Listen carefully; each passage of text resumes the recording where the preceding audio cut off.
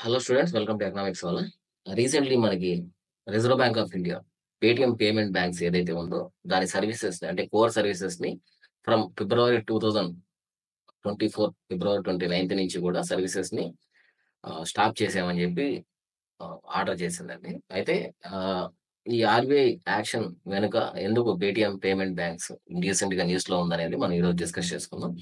Recent గా RBI barred Paytm banks from offering all its core services from March 2024 నుంచి కూడా దాని core services basic గా ఇది కూడా ఒక రెగ్యులర్ బ్యాంకింగ్ సిస్టమే అండి. అయితే ఇదేంటంటే it has been barred from offering key services accepting deposits అంటే డిపాజిట్స్ ని యాక్సెప్ట్ చేయకూడదు. అలాగే టాప్ అప్స్ లేదంటే ఎనీ కస్టమర్ అకౌంట్ లేదంటే ప్రీపెయిడ్ ఇన్స్ట్రుమెంట్స్ కావచ్చు, లేదంటే పేటిఎం వాలెట్స్ కావచ్చు, లేదంటే ఫాస్టాగ్ కావచ్చు, ఈచ్ అండ్ ఎవ్రీథింగ్ కూడా that comes under core services అండి. సో వీటిలో కోర్ సర్వీసెస్ ఏంటంటే ఇవి కోర్ సర్వీసెస్.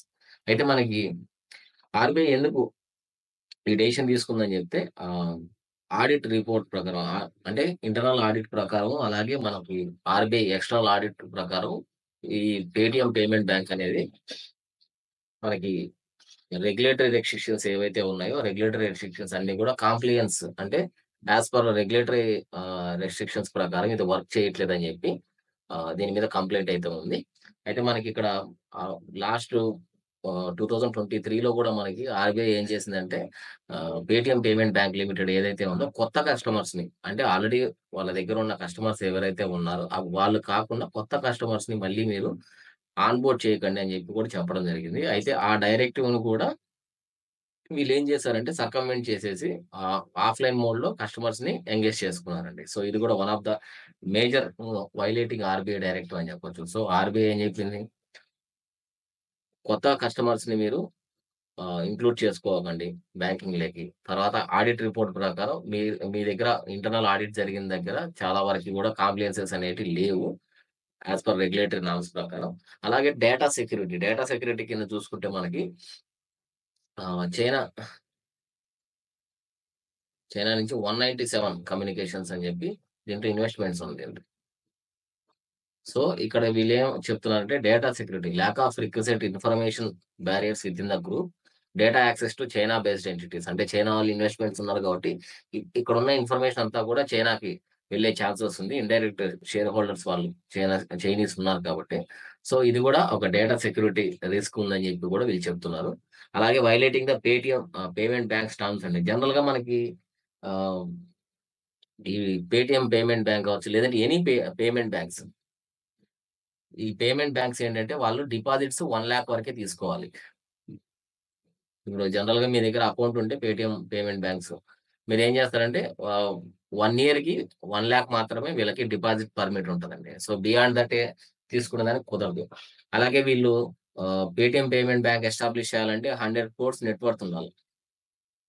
సో, ఈ 100 క్రోర్స్ నెట్ వర్త్ అనేదేంటంటే సమ్ టైమ్స్ ఎక్సీడ్ గూడా అవుతుంటది. సో, ఇక్కడ ఈ కాంటెక్స్ట్‌లో వీళ్ళేం చెప్తున్నారంటే పేటీఎం పేమెంట్ బ్యాంక్ అనేది అలిజెడ్లీ failed to meet the 100 crores net worth criteria. 100 crores net worth criteria ఏదైతే ఉందో ఫర్ పేమెంట్ బ్యాంక్స్‌కి అది ఫెయిల్ అయింది. అలాగే and had exceeded 1,00,000 deposit limit కూడా.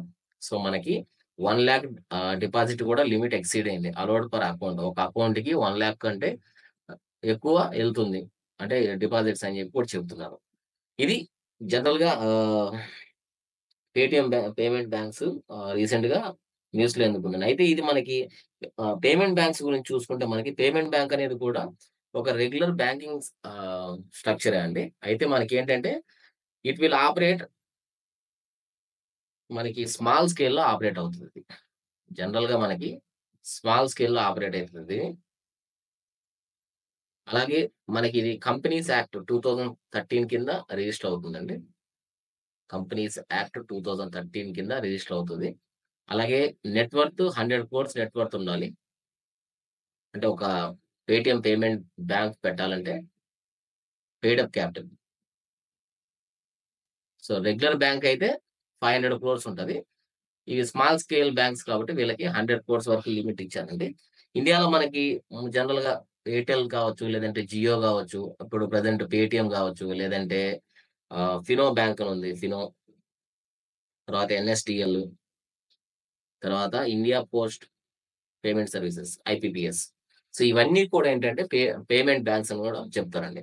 అయితే ఈ పేమెంట్ బ్యాంక్స్ జనరల్‌గా మనకి 2013లో ఒక కమిటీ ద్వారా రికమెండ్ చేయడం జరిగిందండి. ఆ కమిటీ వచ్చి మనకి నాచికేత్ మోర్ కమిటీ అండి. సో, ఈ కమిటీ గూడా ఇంపార్టెంట్ మనకి. నాచికేత్ మోర్ కమిటీ.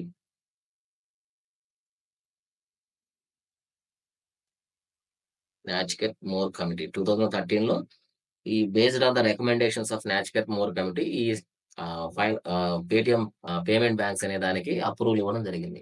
అయితే రెగ్యులర్‌గా బ్యాంకింగ్ సెక్టార్స్‌లోనే ఉంది కాబట్టి ఇది. ఇక్కడ గూడా మనకి బ్యాంకింగ్ లాస్ అన్నీ అప్లై అవుతాయండి. మేజర్‌గా మనకి ఇక్కడ రెగ్యులేషన్స్ బ్యాంకింగ్ రెగ్యులేషన్ యాక్ట్ ఏదైతే ఉందో, ఆ బ్యాంకింగ్ రెగ్యులేషన్ యాక్ట్ అనేది మేజర్‌గా మనకి రెగ్యులేట్ చేస్తది. బ్యాంకింగ్ రెగ్యులేషన్ యాక్ట్ 1949 తర్వాత ఆర్‌బీఐ యాక్ట్ 1934. సో, ఇవి మేజర్‌గా ఆహ్, రెగ్యులేట్ చేస్తాయి. ఈ యాక్ట్‌ల ద్వారా ఈ బ్యాంక్‌ని రెగ్యులేట్ చేస్తాయండి. అయితే మెయిన్ ఆబ్జెక్టివ్ ఏంటంటే ఈ పేమెంట్ బ్యాంక్స్ ఎందుకు ఇంట్రొడ్యూస్ చేశారంటే టు అడ్వాన్స్ ఫైనాన్షియల్ ఇంక్లూజన్ అండి. సో, ఫైనాన్షియల్ ఇంక్లూజన్ ఇంకా ఫర్దర్‌గా డీపెన్ చేసేదానికి. ఫైనాన్షియల్ ఇంక్లూజన్ అలాగే ఫైనాన్షియల్ సర్వీసెస్ కూడా వెరీ స్మాల్ స్కేల్ అంటే స్మాల్ బిజినెసెస్ కావచ్చు, లేదంటే లో ఇన్‌కమ్ హౌస్ హోల్డ్స్ కావచ్చు, లేదంటే మైగ్రెంట్ లేబర్ వర్క్ ఫోర్స్ ఎవరైనా ఉంటే వాళ్ళకేంటంటే టెక్నాలజీ డ్రివెన్ ఒక టెక్నాలజీ డ్రివెన్ ఎన్విరాన్మెంట్‌లో వాళ్ళకేంటంటే లోన్స్ ఇవ్వడం గాని, లేదంటే వాళ్ళకి బేసిక్ బ్యాంకింగ్ ఫెసిలిటీస్ ప్రొవైడ్ చేయడం వల్ల వాళ్ళని ఫైనాన్షియల్‌గా ఇంక్లూడ్ చేసేదానికి ఈ పేమెంట్ బ్యాంక్స్ అనే దాన్ని తీసుకురావడం జరిగింది. ఇది మెయిన్ ఆబ్జెక్టివ్ అండి జనరల్‌గా. అయితే మనకిప్పుడు ఫంక్షన్స్ చూసుకుంటే ఆహ్, పేమెంట్ బ్యాంక్ ఏదైనా కావచ్చు. They can accept demand deposits up to 1,00,000 అండి. 1,00,000 వరకు మాత్రమే డిమాండ్ డిపాజిట్స్ డీడీ. సో, ఇక్కడ ఇంకొక విషయం ఏంటంటే వీళ్ళు టైమ్ డిపాజిట్స్ తీసుకునేదానికి కుదరదు. టైమ్ డిపాజిట్స్ అంటే మనకి జనరల్‌గా టర్మ్ డిపాజిట్స్ ఉంటాయి. లేదంటే మనకి లాంగ్ టర్మ్ ఫిక్స్డ్ డిపాజిట్స్ ఉంటాయి. ఈ ఫిక్స్డ్ డిపాజిట్స్ గాని, టర్మ్ డిపాజిట్స్ గాని ఇవి తీసుకునేదానికి వీళ్ళకి ఎటువంటి రైట్స్ లేవు. ఓన్లీ వీళ్ళు తీసుకోవాల్సింది డిమాండ్ డిపాజిట్స్ మాత్రమే తీసుకుంటారు. అలాగే వీటితో పాటు వీళ్ళేం చేస్తారంటే రెమిటెన్సెస్ సర్వీసెస్ కూడా ప్రొవైడ్ చేస్తారు. రెమిటెన్సెస్ అంటే లెట్స్ సపోజ్ మన పేరెంట్స్ కావచ్చు, లేదంటే మన ఫ్యామిలీ మెంబర్స్ ఎవరైనా ఫ్రెండ్స్ గాని ఎక్కడైనా అబ్రాడ్ నేషన్స్‌లో ఉంటే అక్కడి నుంచి మనకి అమౌంట్ సెండ్ చేస్తారు గదా! ఈ అమౌంట్ సెండ్ చేసే దాన్ని రెమిటెన్సెస్ సర్వీసెస్ అంటారు. ఈ రెమిటెన్స్ సర్వీసెస్ కూడా జనరల్‌గా అన్ని బ్యాంక్స్ చేస్తాయి. ఇదే మాదిరిగా మనకి ఆహ్, పేమెంట్ బ్యాంక్స్ కూడా చేస్తాయండి. అలాగే ఇంకా రెగ్యులర్ బ్యాంకింగ్ యాక్టివిటీస్ ఏటీఎం గావచ్చు, డెబిట్ కార్డ్ గావచ్చు, నెట్ బ్యాంకింగ్ గావచ్చు, లేదంటే థర్డ్ పార్టీ ట్రాన్స్‌ఫర్స్ ఏదైనా ఉంటే అది కూడా చేస్తారు. అయితే ఇక్కడ ఇంకొక విషయం ఏంటంటే ఈళ్ళు క్రెడిట్ కార్డ్ ప్రొవైడ్ చేసేదానికి కుదరదు. క్రెడిట్ కార్డ్ ప్రొవైడ్ చేయకూడదు. అలాగే పర్సనల్ లోన్స్ కూడా ఇవ్వకూడదు. పర్సనల్ లోన్స్ ఇవ్వకూడదు. అలాగే టర్మ్ డిపాజిట్స్ కూడా తీసుకోకూడదు. సో, ఈ 3 అనేది మేజర్‌గా వెరీ ఇంపార్టెంట్ అండి.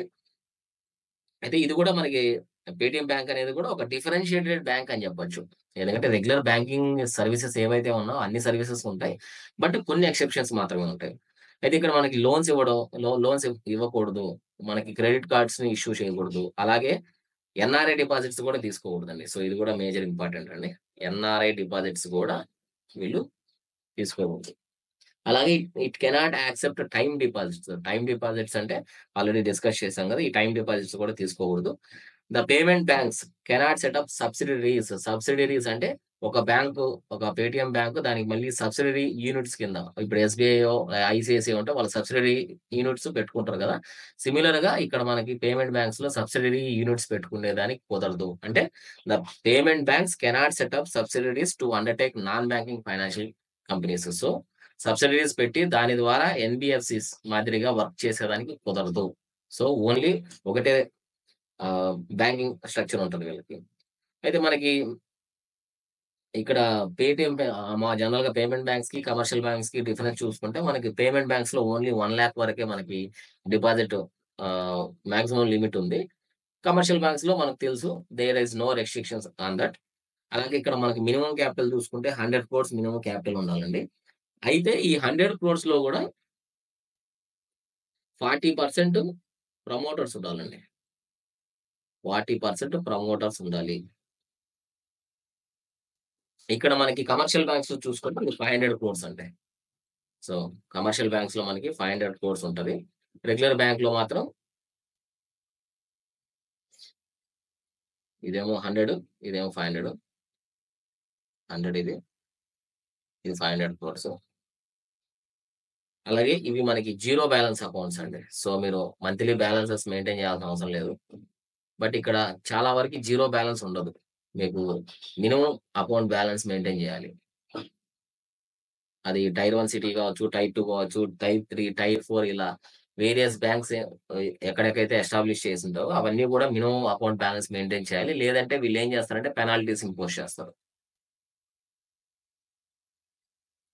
తర్వాత లోన్స్ అండ్ క్రెడిట్ కింద చూసుకుంటే payment banks is not allowed to give any form of loan. Loans అనేటివి వీళ్ళు ఇవ్వకూడదు. లోన్స్ గాని, లేదంటే క్రెడిట్ కార్డ్స్ గాని వీళ్ళు ఇష్యూ చేసేదానికి కుదరదు. ఎందుకంటే these are also unsecured personal loans కదా! క్రెడిట్ కార్డ్స్ అంటే కూడా అన్‌సెక్యూర్డ్ పర్సనల్ లోన్స్. సో, ఇక్కడ నో రెస్ట్రిక్షన్స్. ఇక్కడ మనకి నో రెస్ట్రిక్షన్స్. ఇక్కడ అటువంటి రెస్ట్రిక్షన్స్ ఏముండవు. ఇది జనరల్‌గా కమర్షియల్ బ్యాంకు. ఇదేమో పేటీఎం పేమెంట్ బ్యాంక్. తర్వాత గవర్నమెంట్ సెక్యూరిటీస్‌లో ఇన్వెస్ట్‌మెంట్ చూసుకుంటే పేమెంట్ బ్యాంక్స్ అనేటివి ఏంటంటే 75% of their total demand deposits. వీళ్ళు తీసుకునేదే డిమాండ్ డిపాజిట్స్ కాబట్టి ఈ డిమాండ్ డిపాజిట్స్‌లో 75% ఏం చేయాలంటే వీళ్ళు గవర్నమెంట్ సెక్యూరిటీస్‌లోనే ఇన్వెస్ట్ చేయాలి. సో, ఇక్కడ కమర్షియల్ బ్యాంక్స్‌లో చూసుకుంటే ఓన్లీ మాక్సిమం 22% ఉందండి. Only.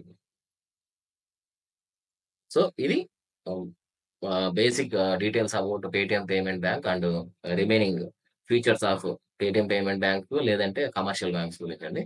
Thank you for watching class. Have a nice day.